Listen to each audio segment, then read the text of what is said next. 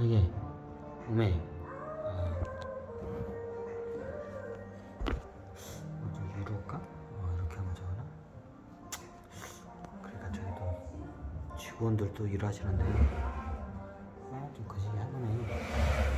저를 한번 비추려면 비치나요? 제가 보이나요? 이거 곤일 했을 때는 저거 한데 이거를 보이나? 모르겠어요. 보이신다고요? 어메 광각으로 해가지고 0.5 어메 아이고 노래 때문에 잘 안 들릴 건데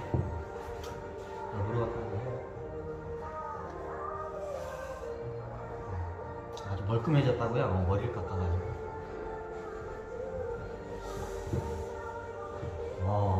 이번 저기 아까 그 전에는 지금 현재 2024년 3월달 기준에서 좀 약간 손을 안 건드렸으면 하는 자산들에 대해서 세 가지에 대해서 설명드렸고 정강에 이번 시간은 지금의 어떻게 보면 좀 좀 전체의 어떻게 보면 시장을 좀 이렇게 볼 줄을 좀 알아야 돼. 굉장히 변수가 많아요. 저도 어디서 뭐가 터질지 몰라요. 몰라 이게 어떻게 흘러갈지. 예전에도 설명드렸지만 지금 역사적으로 보면 월가 쪽에서 전 세계로 돌면서 이걸 갖다 일명 주춧돌 빼기 작업이라고 해요. 간단해요. 내가 수익을 내고 싶으면 주식을 내가 어떻게 해요? 싸게 바닥 금액에 사. 자, 우리가 보면 이렇게 하죠. 자, 내가 주식을 나는 어떻게 해요? 수익을 내려면 내가 싸게 사야 돼. 그럼 어떻게 해야 돼요? 주식이 바닥이면 좋겠죠. 그럼 내가 주식을 팔고 싶어. 그럼 주식을 어디서 팔고 싶나요? 다 똑같죠. 상투 꼭지에서 팔고 싶죠. 너무 당연하죠. 그러면 이거를 갖다가 주식을 바닥으로 내팽개치고 이걸 갖다가 좀 약간 버블을 일으켜가지고 쭉 올려가지고 이제 팔아먹고 이제 빠져나가요. 이거 보통 이제 미국에 있는 월가 애들이 그거 가지고 장난을 많이 쳐요. 얘네들이 연합작전을 해요, 그냥. 우리나라 같은 경우에도 굉장히 많았죠. 이걸 갖다가 원래 저기 용어가 뭐냐면 주춧돌 빼기 작업이에요. 그럼 내가 수익을 내려면 이 주식을 겁나게 싸게 사야 돼. 자, 예를 들어서 삼성전자를 내가 한 2만원에 사고 싶어. 그러면 삼성전자를 갖다가 주춧돌을 빼가지고 확 무너뜨려요, 그 주가를. 이게 삼성전자는 수익도 잘 내고 영업이익도 좋은데 막 주가가 막 저기 2만 전자까지 막 떨어지는 거야. 2만 원대까지. 그리고 나중에 이걸 해가지고 삼성전자를 어떻게 해요? 이제 나중에 7만 전자, 8만 전자까지 어떻게 이제 올려놓고 어떻게 이제 그때 빠져나가야 돼. 그냥 진짜 그렇던 게 아니라 진짜 그렇게도 안 돼. 하여튼 그렇다는 저거예요. 전체적인 시장을 이제 월가 애들의 특징이 뭐냐면 얘네들은 원체 글로벌 자금을 하기 때문에 최소한 우리나라 돈으로 조 단위 이상의 투자금을 굴려요, 얘네들은. 그럼 어떻게 하냐, 이런 조그만 회사들은 먹어봤자 먹을 게 없어. 그럼 어떻게 해요? 시총 가격이 굉장히 큰 회사들을 노려요. 그러면 어떻게 하냐, 삼성전자나 포스코 같은 쉽게 말하면 시총 가격이 10조 이상이 넘는 그 종목들이 있어요. 보통 이런 종목들을 타겟으로 삼아요, 월가애들은. 이제 나중에 이제 간식거리로 짤짤짤깔한 애들도 이제 이게 해가지고 이제 먹기도 해요, 이제 걔들. 근데 주식이 뭐냐, 얘네들이 먹는 주식이 뭐냐, 우리나라 좀 우량한 회사들이에요. 그래서 우리나라에 있는 저기 오래된 우량한 대기업들이 주가가 굉장히 싸요. 그게 왜 싼 이유가 뭐냐면 이게 글로벌 월가 애들이 와가지고 장난을 하도 치니까 저도 이걸 나중에 이제 저기 들었는데 얘네들이 원체 장난을 많이 치니까 그걸 나중에 주가가 올랐다 내렸다니까 이제 욕을 누가 처먹어요? 이제 저기 그 시계 말하면 이제 저기 CEO들이 많이 처먹어 이제. 주가가 갑자기 막 저기 한 두세 배 올랐다가 갑자기 막 반에 반토막 막 떨어져 왔다 갔다 해. 그럼 누가 많이 이걸 많이 욕을 처먹어요. 그 회장들이 많이 처먹어, 쉽게 말하면. 그 보통 우리나라에 있는 종목들의 거의 얘네들이 노리는 종목들이 1조 원 이상 이하짜리 회사들은 잘 안 건드려. 걔네들은 그냥 간식거리를 한 번씩 좀 입가심용으로 쓰지. 얘네들이 대부분 이렇게 들어오는 게 우리가 알고 있는 외국인 지분율이 많은 우량한 회사들 있죠. 10조 원 이상이 시총가격이 10조 원 이상 넘는 회사들 대부분 얘네들이 들어와요. 걔 먹을 거 있으니까. 저도 이렇게 분석을 했는데 우리나라 회사 중에서는 말도 안 되게 비싼 회사들도 많은데 대부분의 이렇게 역사가 있고 이게 큰 회사들이 말도 안 되게 주식이 싼 게 많아. 이거를 이제 제가 분석을 하다 보니까 왜 그런가 했더니 이게 어떻게 보면 대기업, 이제 제가 대기업들 오너들 욕도 많이 했는데 대기업 이제 오너들 입장에서 또 이제 제가 좀 약간 대변을 하자면 얘네 대기업 오너들은 자기네 회사에 이게 좀 역사가 오래된 대기업 오너 가문들이죠. 이쪽에서는 자기네 회사 주식이 오르는 것을 별로 안 좋아해요. 그러니까 우리나라 주식의 특징을 좀 알아야 돼요. 그러면 여러분들이 어떻게 투자를 해야 할지를 이제 살포시 여러분들이 감을 좀 잡을 수가 있어요. 우리나라에 있는 대기업 총수 가문들은 자기네 회사 주식이 이게 높게 올라가는 걸 다 싫어해요.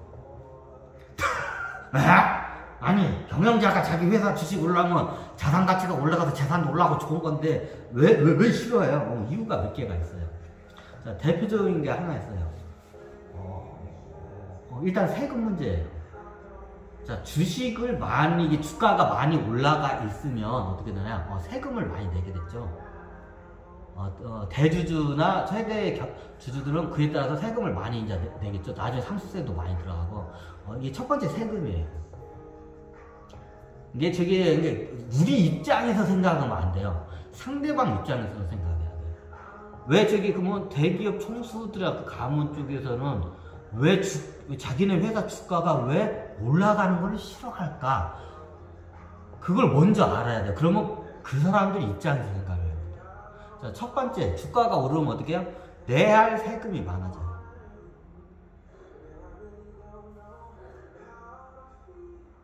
이게 첫 번째 이유예요. 나중에 상속세도 많이 이제 내고. 그래도 상속세를 낼 때가 되면 주가를 더 많이 떨어뜨려요.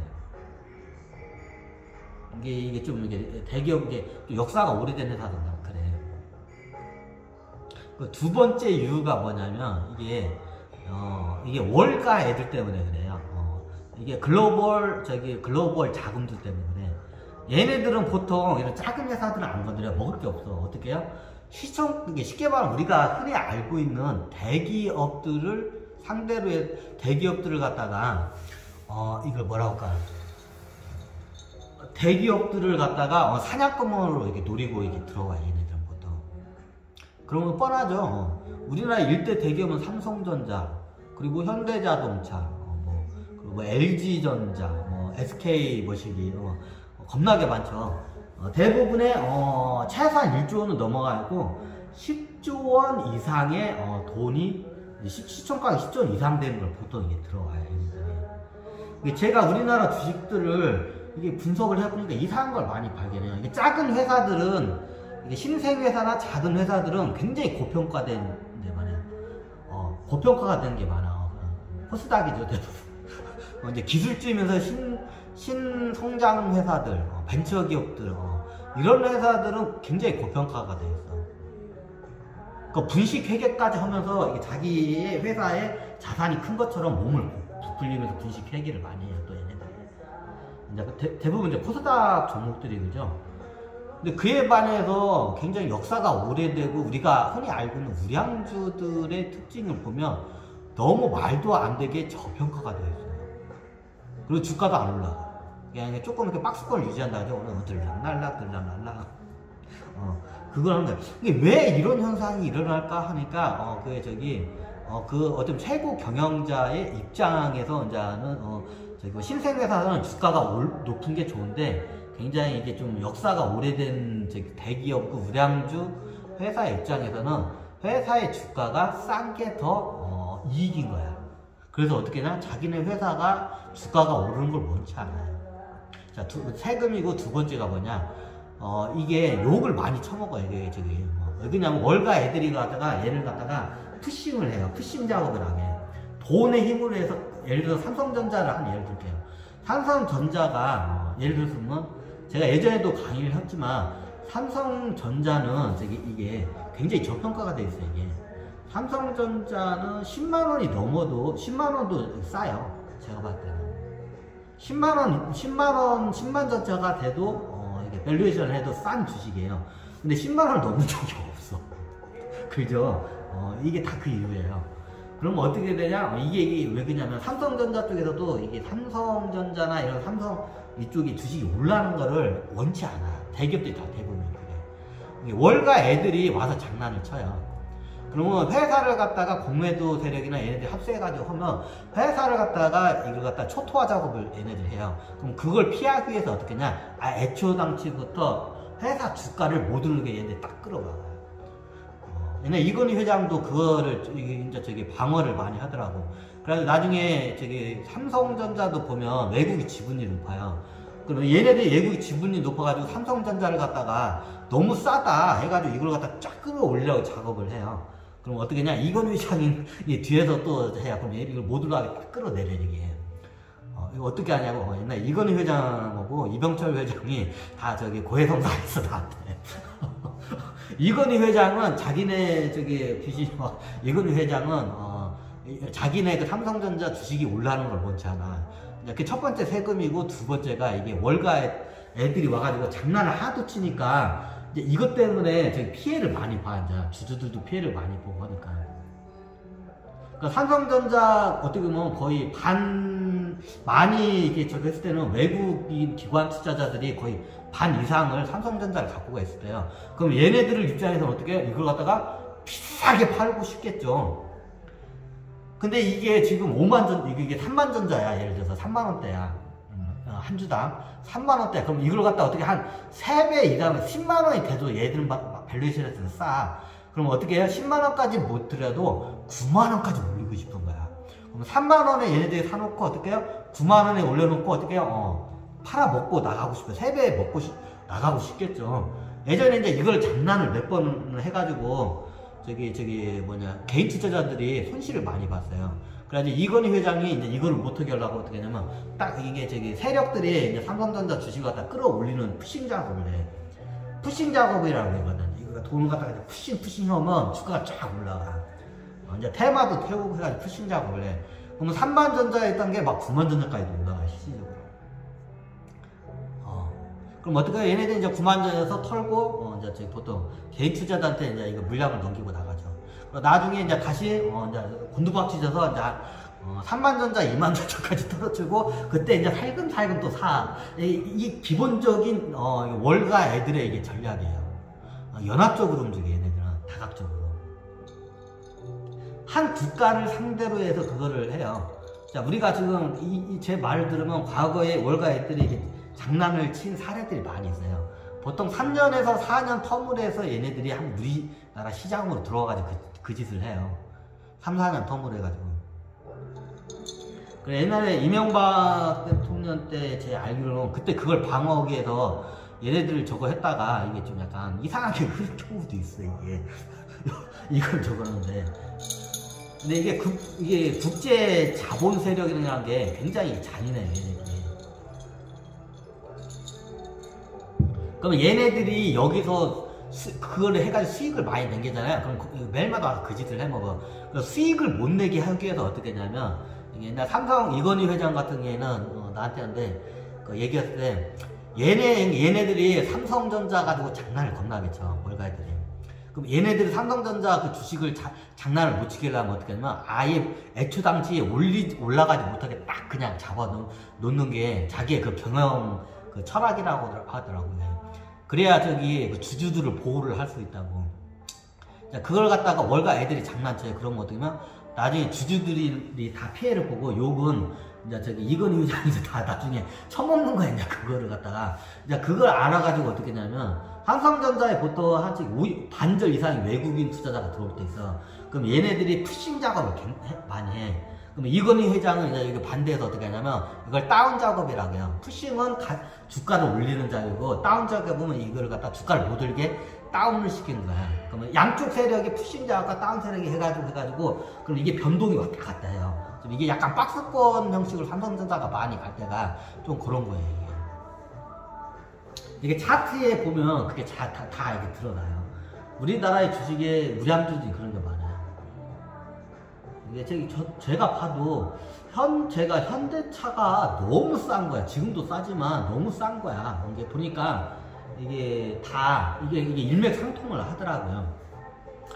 이런 관점으로 봤을 때는 지금도 대기업에 보면 배당률도 높고, 저 같은 경우는 삼성전자 우선주를 상무비를 추천을 많이 해요.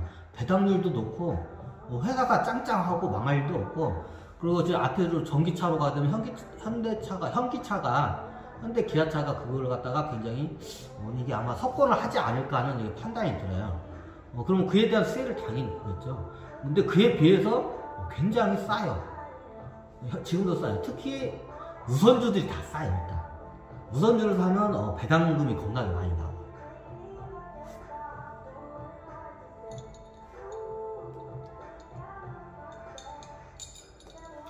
그 현대에 보면 좀 약간 이게 제가 말씀드린 우리나라의 특히 우량 회사들이나 대기업 이렇게 보면 말도 안 되게 싼 주식들이 너무 많아요.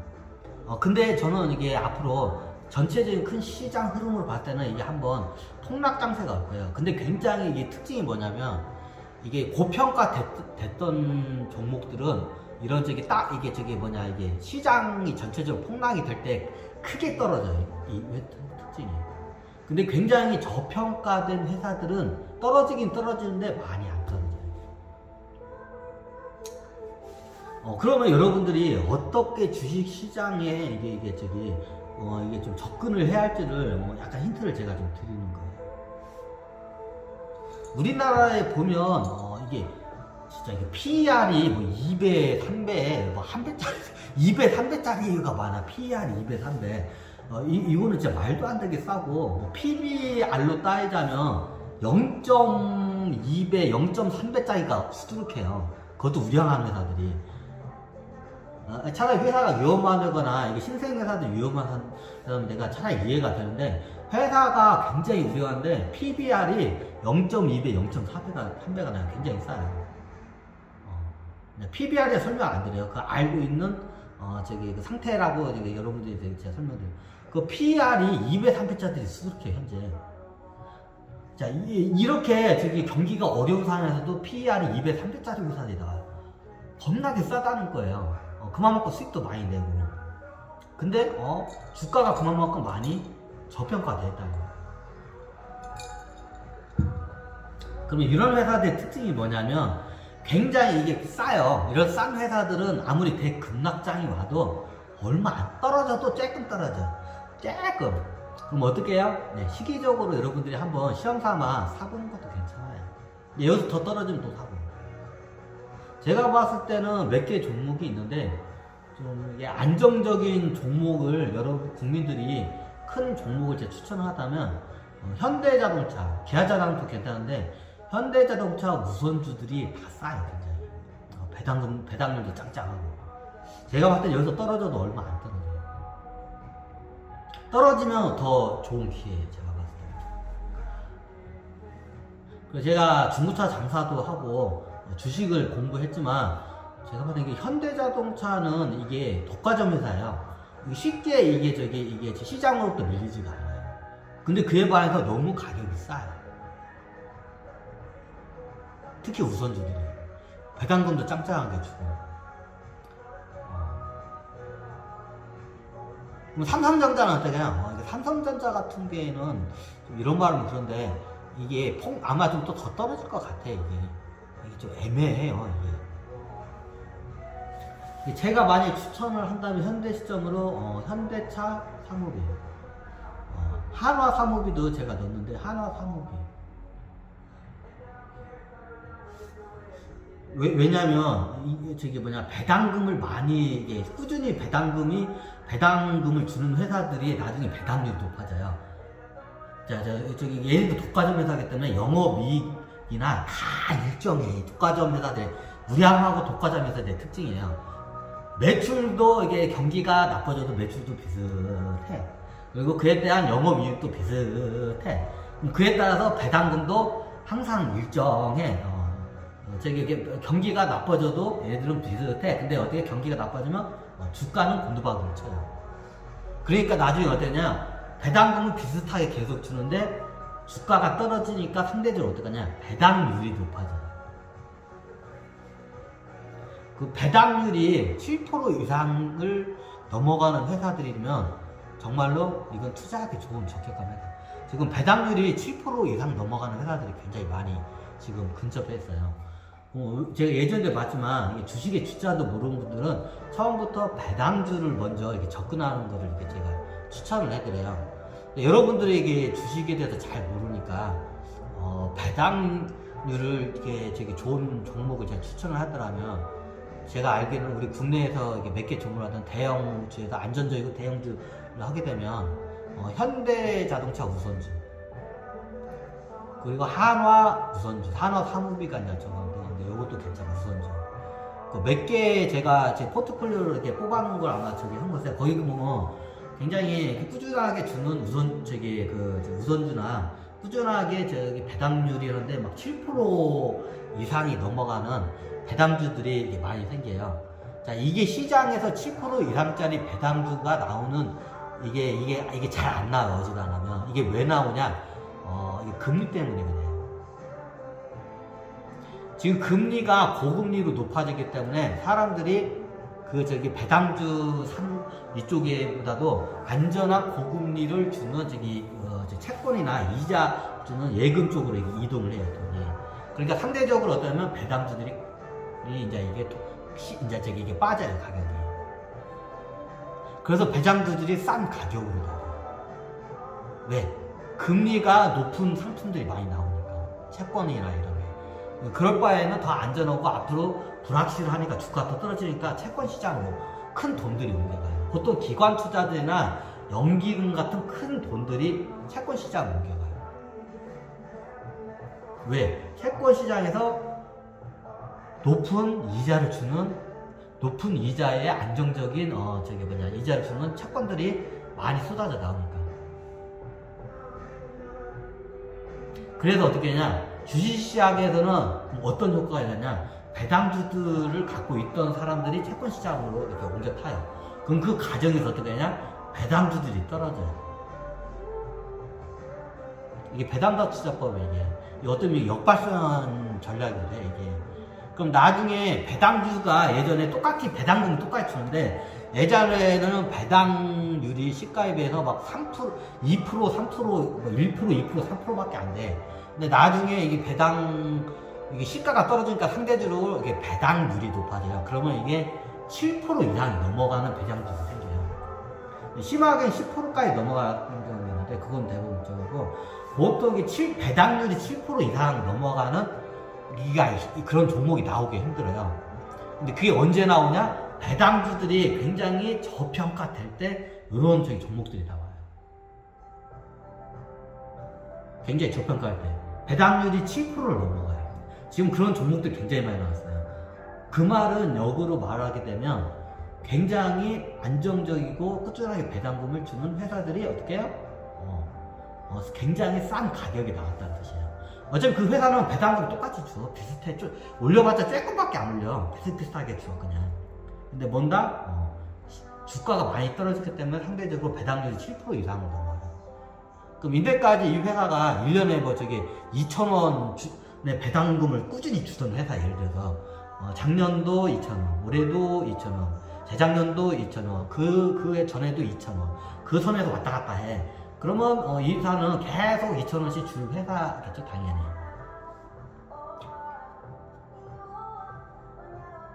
그럼 나중에 이 회사들이 경기가 좋아하면 어떻게 해요? 다시 가격은 올라요. 주가는.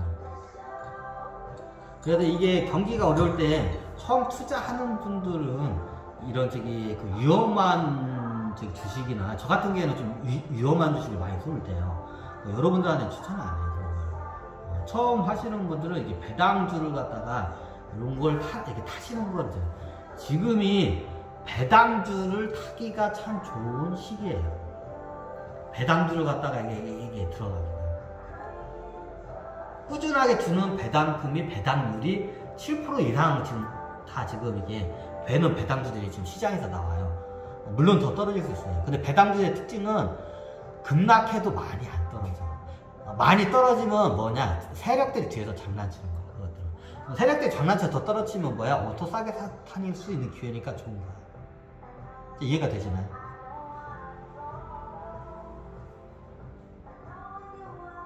현재 시점에서는 여러분들한테 봤을 때 이게 조금씩 사면서 배당주들을 조금씩 사는 거를 권유를 해드려요. 제가 그냥 모르는 분들은 아예 그냥 종목을 몇 개 찍어줬어요. 현대자동차 우선주와 한화 우선주. 그리고 제 25종목 아까 말한 데서 지금 보시면 배당률이 7% 이상 다 넘은 종목들이 있어요. 꾸준하게 최소한 3년에서 5년까지는 꾸준히 준 종목을 해야 돼. 그게 7%가 넘은 회사들이 많아요. 근데 그런 회사는 어떻게? 투자할 만한 가치가 있는 거예요.